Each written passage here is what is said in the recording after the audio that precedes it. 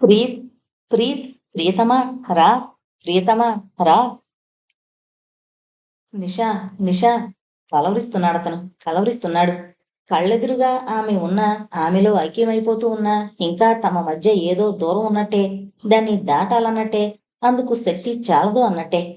ఆరాటంతో, తపనతో చలించిపోతున్నాడు, జ్వలించిపోతున్నాడు. ప్రియతమా, ఆమెలోని తమకం, కోరిక అతన్ని నలిపి పిప్పి చేసేస్తున్నాయి. అయినా అతడికి హాయిగా, చాలా హాయిగా ఉంది.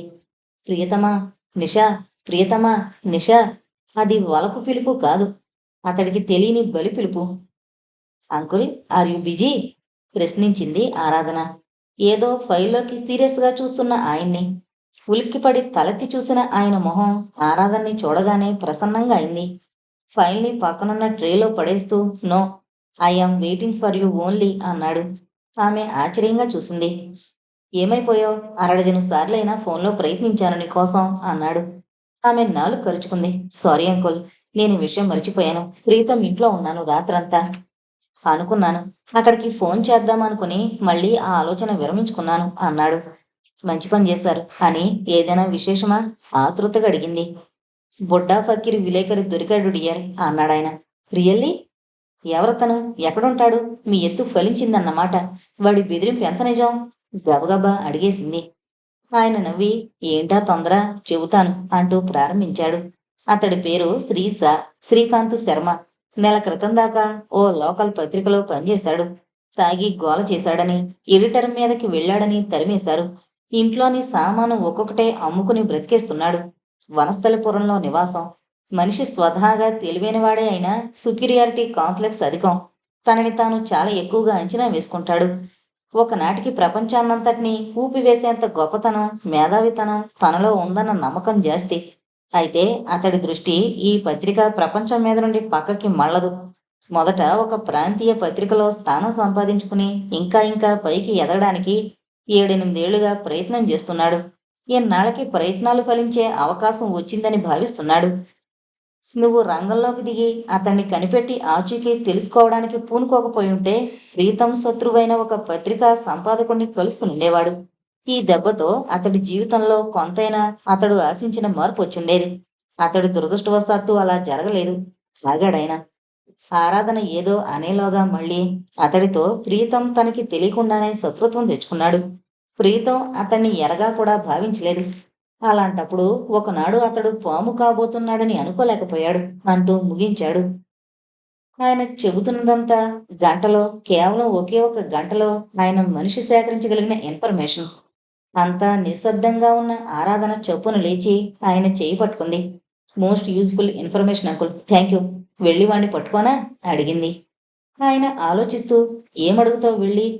అతన్ని ఎలా కనిపెట్టానని చెబుతావు అని అడిగాడు. కాటి కాపరి ద్వారా, పోలీసుల ద్వారా అతని గురించి తెలుసుకోగలిగానని, అంత క్రితం అతడికి ప్రీతంతో ఉన్న శత్రుత్వం గురించి నాకు తెలుసునని చెబుతాను. ఏం లేదు, ఇతడు ఆ శత్రువు కాదు. ఇతన్ని అతగాడు లేదా వాళ్ళు ఉపయోగించుకుంటున్నారా లేదా, ఇతడి ద్వారా వాళ్ళని గురించి ఏమైనా తెలుస్తుందా, ఈ విధంగా ఇతడి ద్వారా కూడా ప్రీతంని వేధించాలని చూస్తున్నారా అన్న విషయం తేలిపోతుంది కదా. డబ్బుకో బెదిరింపుకో లొంగకపోతాడా అంది. రయ్యవర్ల అన్నాడాయన. అయితే డబ్బుకి లొంగుతాడనుకోను అన్నాడు. డబ్బు మీద కాదు అతడి దృష్టి, కీర్తి మీద. తాగి అతడికి తన తెలివితేటల విషయంలో ఎంత సుపీరియారిటీ కాంప్లెక్స్ ఉందో, గొప్పవాళ్లంటే అంత ద్వేషం. ముఖ్యంగా విద్యావంతుల దగ్గర ఇన్ఫీరియారిటీ కాంప్లెక్స్తో కుంగిపోతాడు. అతడి వీక్నెస్ అది. అతడు చదువుకోలేకపోయాడు. అందుకే ఏదో విధంగా పైకొచ్చి గొప్పవాడిగా కీర్తింపబడాలన్న కాంక్ష. కండూతి అధికమయ్యాయి. ధనం వ్యామోహపరుల కంటే ఈ కీర్తి కాంక్షాపరులు ప్రమాదకరమైన వారు. నువ్వెళ్ళి ప్రయత్నించి చూడు. లొంగాడా సరే, లేదా రేపు కథ మొత్తం రాసుకుని స్క్రిప్టు ఎత్తుకొస్తాడుగా నవ్వాడాయన. అప్పుడే పట్టి నొక్కేస్తే సరి అని. అది తర్వాత విషయం కదా, ఆ విషయం నాకు వదిలే. నీ ప్రయత్నం నువ్వు చేయి. Wish you best of luck అన్నాడాయన. Thank you uncle, thanks for your cooperation అంది తడైన కళ్ళతో లేస్తూ, ఆయన చెయ్యందుకుని ముద్దు పెట్టుకుంటూ. కదిలిపోతున్న ఆమె వైపు చూస్తూ నుదురు రుద్దుకున్నాడాయన ఆలోచనగా. అయితే ఆరాధన శ్రీశాని వెతుక్కుంటూ బయలుదేరలేదు. అంతకంటే ముందు ఈ ఉదయం 10 గంటలకి శ్రీరామ్ ఏం చేయబోతున్నాడో తెలుసుకోవాలి అనుకుంటున్నామే. అందుకే తన ఇంటికొచ్చి డ్రెస్ మార్చి సిల్వర్ కమీజు ధరించింది. చాలా రోజులైంది ఈ డ్రెస్ వేసుకున్నామె. తనని శత్రువులు వెంటనే గుర్తుపట్టకుండా ఆమె తీసుకున్న జాగ్రత్తది. ఆమె స్టూడెంట్ లైఫ్లో కూడా మోడ్రన్ డ్రెస్సులు వేసుకోవడం ఇష్టం ఉండేది కాదు. తండ్రి ఇష్టపడి తెచ్చిన పంజాబీ దుస్తులు మాత్రం అప్పుడప్పుడు వేసుకునేది. పెద్ద పెద్ద గాగుల్స్ పెట్టుకుంది. వ్యానిటీ బ్యాగ్ తీసుకుని బయటకొచ్చి టాక్సీ పిలిచి ఎక్కింది. సుమన దిగున్న హోటల్ అడ్రస్ చెప్పింది డ్రైవర్తో. అక్కడికి చేరుకుని టాక్సీ దిగి రిసెప్షన్ దగ్గరికి వెళ్లి లాంజ్లో కూర్చుంది. ఓ పేపర్ని మొహానికి అడ్డం పెట్టుకుని అతడి కోసం ఎదురు చూస్తూ. రిసెప్షన్లో ఉన్న సోని ఆమెను ఎప్పుడూ చూడలేదు కాబట్టి గుర్తించలేకపోయింది. సరిగ్గా 10-15 నిమిషాలయింది టైము. అప్పుడు ప్రవేశించాడు శ్రీరామ్ ఆ హాల్లోకి. అక్కడ అడుగుపెట్టిన అతడు అక్కడ సోఫా వైపు చూసి తుళ్ళిపడ్డాడు. ఆ వ్యక్తి తనని చూడకముందే మెరుపులా ఎడంవైపుకు తిరిగి ఆ హోటల్ రెస్టారెంట్లోకి దూరిపోయాడు. అతడు తన గుండెలు దడదళ్లాడుతుండగా ఆమ్లెట్లకి ఆర్డర్ ఇచ్చి గ్లాసు డోర్స్లో నుండి లాంజ్లో కూర్చున్న వ్యక్తినే గమనించసాగాడు. మొహానికి అడ్డు పెట్టుకున్న పేపర్ తీసి పక్కన పడేసింది ఆరాధన. ఆమె శ్రీరాముని చూసింది. ఆమెలో కంగారు. అతడు తనని చూశాడు, గుర్తుపట్టాడు కూడా. అందుకే అంత కంగారుగా పారిపోయినట్టుగా వెళ్ళిపోయాడు. ఆమెకు అర్థమైంది. తను అక్కడ కూర్చున్నంతసేపు అతడు లోపల నుంచి రాడు. ఆమె ఓ క్షణం ఆలోచించి కుడివైపునున్న కాఫీ బార్లోకి వెళ్ళింది లేచి. అక్కడికి శ్రీరామ్ కనబడకపోయినా రెస్టారెంట్లో నుండి బయటకొస్తే తనకి కనబడతాడు. శ్రీరామ్ తేలిగ్గా ఊపిరి పీల్చుకుని మెల్లగా బయటకొచ్చి మెట్లెక్కి ఫస్ట్ ఫ్లోర్లోకి వెళ్ళిపోయాడు. ఆరాధన పెదవులు బిగించింది కోపంగా. ఓ కప్పు కాఫీ తెప్పించుకుని సిప్ చేస్తూ వాళ్ల కోసం వెయిట్ చేయసాగింది. అతడి ఉదయం బయటికి వెళుతూ లలితమ్మతో తనీ పూట లంచ్కి రానని, ఆఫీసులో పనుందని, క్యాంటీన్లో ఏదో టిఫిన్ తీసుకుంటానని చెప్పడం ఆరాధన వింది. అతడిప్పుడు ఏం చేయబోతున్నాడో ఆరాధనకు అర్థం కావడం లేదు. అనుమానం, భయంకరమైన అనుమానం, అంతే. సరిగ్గా 15 నిమిషాల తర్వాత శ్రీరామ్ అందమైన యువతి యువకులతో వచ్చాడు. వాళ్ళు బయటికి వెళ్ళాక నిమిషం ఆగి తనూ వచ్చింది ఆరాధన. వాళ్ల టాక్సీ బయలుదేరింది. ఇంకో టాక్సీలో తను బయలుదేరింది ఆరాధన. డ్రైవర్తో ఆ వెళ్లే టాక్సీని వాళ్ళకు అనుమానం రాకుండా ఫాలో అవ్వమని, మీటర్ మీద ఎక్స్ట్రా ఛార్జీ ఇస్తానని చెప్పింది. అతడు ఒప్పుకున్నాడు. చాలా సేపటి తర్వాత గానీ అర్థం కాలేదామెకి ఆ టాక్సీ ఎక్కడికి వెళుతుందో. మొదట ఆ శ్మశానం దగ్గరికి వెళ్ళవచ్చు అనుకుందామే. అది ఆమె ఊహ మాత్రమే. యాదగిరిగుట్ట వైపు మేడం, అన్నాడు డ్రైవర్. ఆమె ఆశ్చర్యపోయింది. వాళ్ళకి అనుమానం రాకుండా ఫాలో అవుతున్నాడు డ్రైవర్. వాళ్ళు గుట్ట మీదకి చేరుకున్నాక 15 నిమిషాల తర్వాత అక్కడికొచ్చిన ఆరాధన అక్కడ కనిపించిన దృశ్యాన్ని చూసి నిశ్చేష్టురాలైంది. ఆ ఉదయాన్నే ఆరాధన సలహా మీద శాంతి, హరిశ్చంద్రరావు కలిసి శారదమ్మని హాస్పిటల్కి తీసుకెళ్లారు. ప్రైవేట్ నర్సింగ్ హోమ్ అది. ఆరాధనకి బాగా తెలిసిన డాక్టర్ది. వాళ్ళెళ్ళాక ఆరాధన శంకారావం పత్రికాఫీస్కి వెళ్ళింది. ఇంట్లో తాతగారు, లలితమ్మ మిగిలారు. తాతగారు లేచి ప్రీతం గదిలోకి వెళ్ళాడు. ప్రీతం ఈ 15 రోజుల్లో సగం అయ్యాడు మనిషి. ఓసారి ఆ గదినంతా కలిజూసి ఇక అక్కడ ఉండలేక బయటికి నడిచాడాయన. ఒక్కసారి ఆయన ఆ గదిని వెతుకుంటే ఓ చిత్రమైన రహస్యం బయటపడుండేది. కాని ఆయన అలా చేయలేదు. కిందకొచ్చి లలితమిచ్చిన కాఫీ తాగి అవుట్ హౌస్ వైపు వచ్చాడు. ఇదే మంచి సమయం. శ్రీరామ్ గది తలుపు తీశాడు. లాక్ చేయబడి లేవవి. లోపలికి వెళ్లి గదంతా గాలించాడు. అనుమానాస్పదమైన విషయమేమీ కనపడలేదు. సూట్ కేసులు అవి కూడా చూశాడు. తర్వాత అన్నీ ఎక్కడవక్కడ సర్దేసి రాబోతుంటే టేబుల్ కింద కనబడింది పొడుగాటి ఆరెంజ్ రంగు కవర్ ఒకటి. వెళ్ళి దాన్ని తీశాడాయన. దాని లోపల 4-5 ఉత్తరాలున్నాయి. క్షణం తటపటాయించి వాటిని తీసి ఒక్కోటే చదువుతుంటే ఆయన మొహంలో రంగులు మారసాగాయి. ఎదురుగా పెళ్లిపెట్ల మీద సుమన ఆ యువకుడు. పురోహితుడు శ్రీరామ్ తప్ప ఎవరూ లేరక్కడ. శ్రీరామ్ వెంటనే ఆరాధనని చూడలేదు. చిరునవ్వు మొహంతో పెళ్లితంతుని గమనిస్తున్నాడు. తెల్లబోయింది ఆ దృశ్యాన్ని చూసి ఆరాధన. మెల్లగా ఆమె పక్కకొస్తూ అన్నాడు 22 ఏళ్ల యువకుడు. దొంగ పెళ్లి చేస్తున్నాడు శ్రీరామ్, అంతకు మించేం లేదు అని. అతడు శ్రీరామ్ ప్రతి చర్యని గమనించడానికి ఆరాధన నియమించిన వ్యక్తి. ఓ ప్రముఖ డిటెక్టివ్ ఏజెన్సీలో ట్రైనప్ అవుతున్నాడు. ఆరాధనకి దూరపు బంధువు. ఇక నేను వెళ్ళనా సిస్టర్? వెళ్ళమన్నట్టు తల ఊపింది. పెళ్లితంతు పూర్తయ్యాక గాని ఆరాధనని గమనించలేదు శ్రీరామ్. ఆరాధనని చూసి మొదట ఆశ్చర్యపోయి తర్వాత చిరునవ్వుతో దగ్గరకొస్తూ మీరా అన్నాడు. తలూపింది ఆరాధన. ఆమెకి ఏమీ ఇబ్బందిగా అనిపించలేదు అతడి కంట అలా పడినందుకు.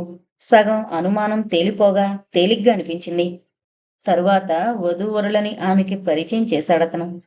ఇతడు మా పెదనాన్న కొడుకు మదన్. చూశారుగా, ఈ అమ్మాయి ఇప్పుడే అయినా వీడి లైఫ్ పార్ట్నర్ అంటూ నవ్వాడు. ఈవిడ మా బాస్ ఫియాన్సీ డాక్టర్ ఆరాధన వాళ్ళకి చెప్పాడు. వాళ్ళు మర్యాదగా నమస్కరించారు. ఆరాధనకి తర్వాతేం మాట్లాడాలో తోచలేదు. ఇంతలో నూతన వధూవరులే అక్కడి నుండి కదిలి వెళ్లారు. అలా కూర్చుందాం రండి మేడం అన్నాడు శ్రీరామ్.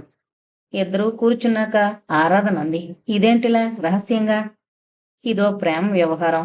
వాళ్ళిద్దరికీ పెళ్లి చేసుకోవాలనుంది. అందువలన వాళ్ళు నా దగ్గరకు వచ్చేశారు. హైదరాబాదు వెళ్ళుంటారని వాళ్ళ డాడీ ఊహించి నా దగ్గరకు వచ్చారు. నా దగ్గరకు రాలేదని చెప్పా. ఆయన నమ్మలేదు, నన్ను బెదిరించాడు. చివరికి నా అంతు తేలుస్తానని కోపంగా వెళ్ళిపోయాడు. అనుమానం పూర్తిగా పటాపంచలైపోయి హృదయం తేలిక పడింది. అయితే శత్రువు ఇంకెవరు? అసలు వాళ్ళని కనిపెట్టి తను ప్రీతంని దక్కించుకోగలదా అన్న భయం క్షణాల మీద పెరిగిపోయింది ఆమెలో. హఠాత్తుగా అన్నాడు శ్రీరామ్, మీరు నన్ను అనుమానిస్తున్నారని నాకు తెలుసు మేడం. చెళ్ళున కొరడాతో వీపు మీద బాదినట్టే తుళ్ళిపడింది ఆరాధన. అతడన్నాడు, నాకు తెలుసు, కానీ మీకే తెలుస్తుంది నిజం నిదానం మీద. నేను చెప్పే కంటే మీరు తెలుసుకుంటేనే బాగుంటుందని ఊరుకున్నాను. కాస్త బాధ ధ్వనించింది అతడి కంఠంలో. సారీ అంది ఆరాధన. మీరు మమ్మల్ని క్షమించాలి, ముఖ్యంగా నన్ను. పరిస్థితులు అలా అల్లుకున్నాయి. అంతకంటే అతన్ని క్షమాపణ కోరడం ఎలానో ఆమెకి తెలియలేదు. అతన్ని హంతకుడిగా కూడా తాను అనుమానించుకుందంటే ఆమెకి చాలా సిగ్గుగా ఉంది. It's all right. ఈసారి తనని తాను సర్దుకుంటూ తేలిగ్గా అనేశాడు. అసలు ఈ పెళ్లి వ్యవహారాన్ని గురించి అందరికీ చెప్పేవాణ్ణే. సుమనని ఇంటికే తీసుకొచ్చి ఉండేవాణ్ణి. కానీ పరిస్థితి ఏమీ బాగోలేదు కదా, చెప్పలేకపోయాను. ఇదే అనుమానానికి కారణం అవుతుందనుకోలేకపోయాను అన్నాడతను. ఆమె తను అతన్ని మామూలుగా ముందు జాగ్రత్తతో కనిపెట్టి ఉండడం, తర్వాత తన అనుమానం అధికం ఎలా అయింది చెప్పింది. అయితే శత్రువు చాలా తెలివైన వాడన్నమాట.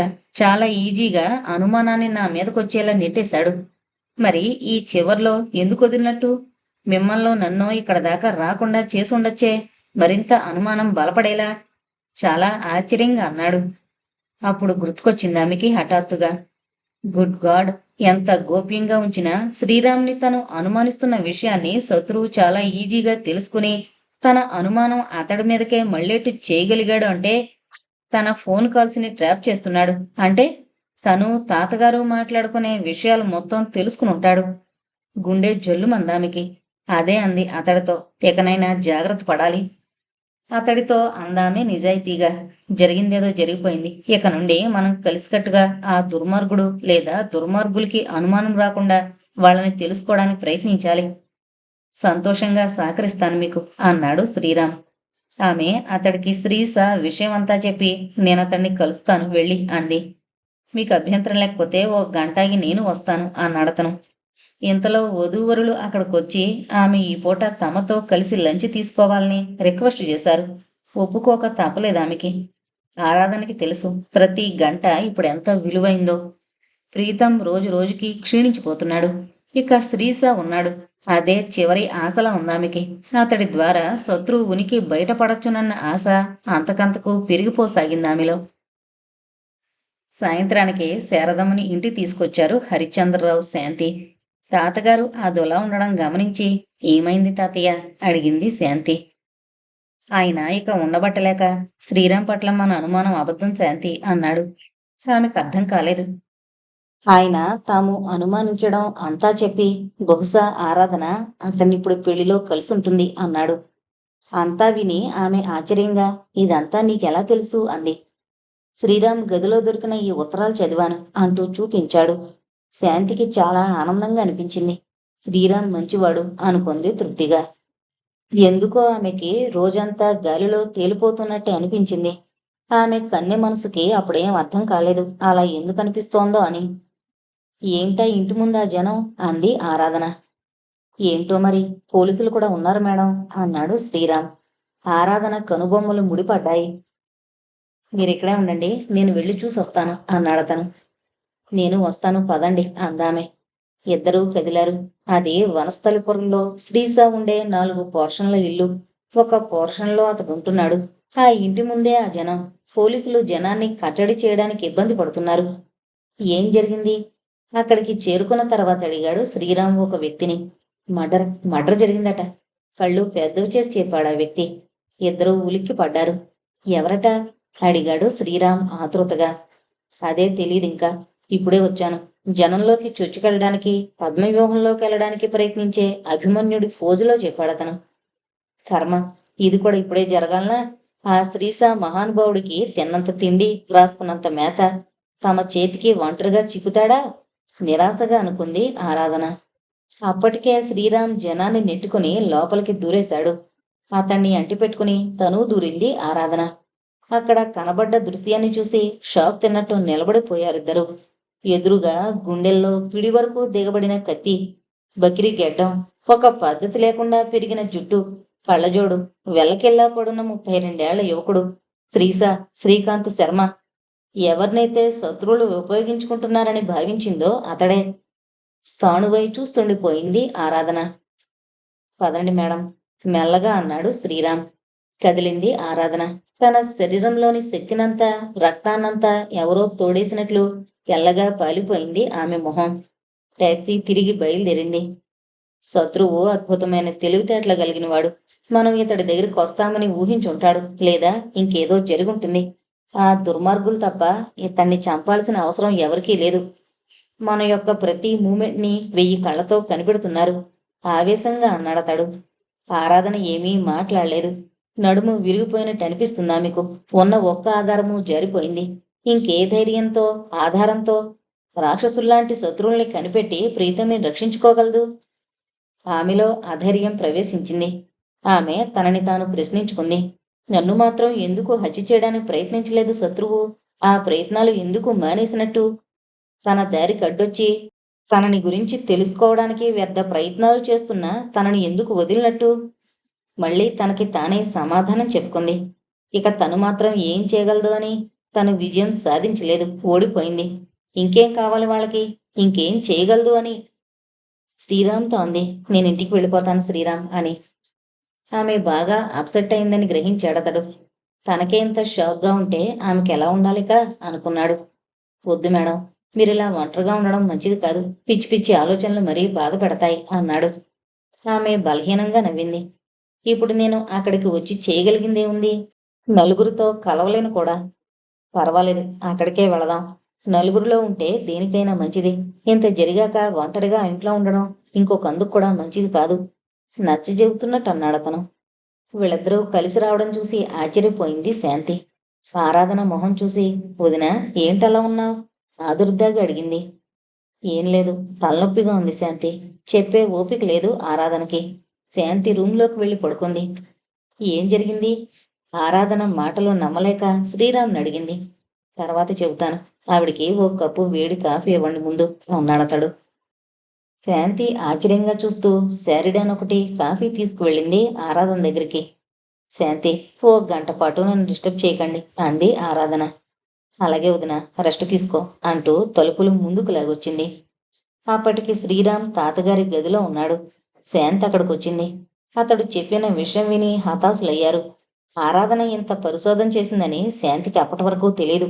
అదే అంది శ్రీరామ్తో. అతడికి ఏం చెప్పాలో వెంటనే తోచక, మీరు బెదిరిపోతారని చెప్పలేదు ఆవిడ అన్నాడు. తనకి ఆ విషయం తెలిసినట్టే. తాము అతన్ని అనుమానించిన విషయం అతడికి తెలిసిందని అర్థమయ్యాక అంత విషాదకరమైన పరిస్థితుల్లోనూ సిగ్గుపడింది శాంతి. ఎలా, ఇంకెలా? ఆ ఒక్క ఆధారం కూడా పోయింది. ముందుకు సాగడం ఎలా? తాతగారు గొణుక్కున్నారు. ఏం క్లూ దొరుకుతుంది? వీళ్ళెవరూ గమనించనేలేదు ఆరాధన ప్రీతం గదివైపు వెళ్లడం.